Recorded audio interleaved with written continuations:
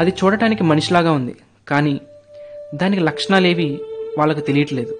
అది మంచులా ఉంది, మెరుస్తోంది, కాంతి వెలిగి ఆరుతున్నట్లు అవుతుంది. అది అలా కాసేపు డెక్క అంతలా తిరిగి చివరకు లైఫ్ బోట్ వెనక్కి వెళ్ళి కనిపించకుండా మాయమైపోయింది. నౌకలో సిబ్బంది దాన్ని చూసి ఆశ్చర్యపోయారు. దానివల్ల ఏమైనా అవుతుందేమోనని చాలా కంగారు పడ్డారు. కానీ అలా ఏమీ జరగలేదు.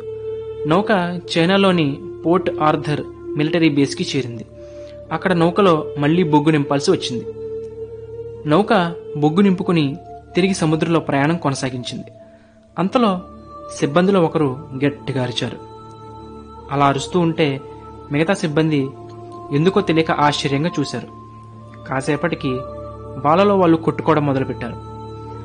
కొంతసేపు అలా దెబ్బలాడుకున్నాక వాళ్ళలో ఒకడైన అలెక్ గోవిన్స్కీ తనకు తానుగా సముద్రంలో దూకి చనిపోయాడు. ఆ తర్వాత నౌకలో వాళ్ళంతా కళ్ళు తిరిగి లోపలే పడిపోయారు. తిరిగి లేచాక ఏమీ జరగలేదు. నౌక ప్రశాంతంగా వ్లాడివోస్టాక్ వైపు ప్రయాణం కొనసాగించింది. ఒకరు చనిపోయినా మిగతా వాళ్లకు ఏం కాలేదులే అని వాళ్ళంతా ఊపిరి పీల్చుకున్నారు.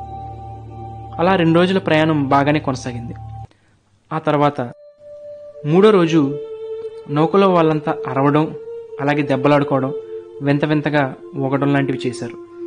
ఆ తర్వాత అంతా కళ్ళు తిరిగి పడిపోయేవారు. కొన్ని నిమిషాల తర్వాత లేచేవారు. ఎవరికి ఏం కాలేదులే అనుకున్నారు.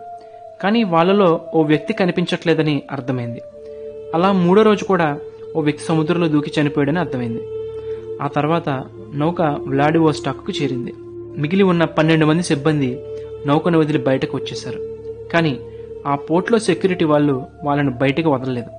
దాంతో వాళ్ళు తిరిగి ప్రయాణం సాగించక తప్పలేదు. ఆ నౌక హాంకాంగ్ వైపు ప్రయాణం సాగించింది.